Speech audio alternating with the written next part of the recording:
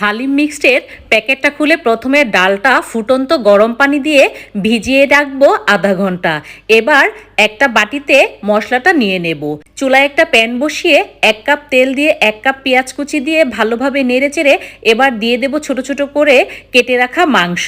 2 table চামচ আদা রসুন বাটা, স্বাদ মতো লবণ দিয়ে কিছুক্ষণ ভেজে নিয়ে এবার 1 চামচ মরিচ গুঁড়া, 1/2 চামচ হলুদ গুঁড়া, 1/2 চামচ ধনিয়া গুঁড়া, 2 চামচ দিয়ে দেব হালিমের সাথে থাকা মশলা, 1/2 চামচের মতো গরম মশলার গুঁড়া, 1 চামচ ভাজা জিরা গুঁড়া। নেড়ে চেড়ে কিছুক্ষণ কষিয়ে নিয়ে এবার দিয়ে দেব ফুটন্ত গরম পানি দিয়ে আবারও কিছুক্ষণ রান্না করে নিয়ে এবার আগে থেকে ভিজিয়ে রাখা ডালটা দিয়ে দেব। দিয়ে কিছুক্ষণ নেড়ে চেড়ে রান্না করে নিয়ে এবার দিয়ে দেব 4 কাপের মতো পানি, কতগুলো কাঁচামরিচ আর বাকি মশলাটুকু দিয়ে নেড়ে চেড়ে ঢাকনা দিয়ে ঢেকে দেব কিছুক্ষণের জন্য। ঢাকনা খুলে পেঁয়াজ বেরেস্তা দিয়ে নামিয়ে নিলেই মজার হালিম তৈরি।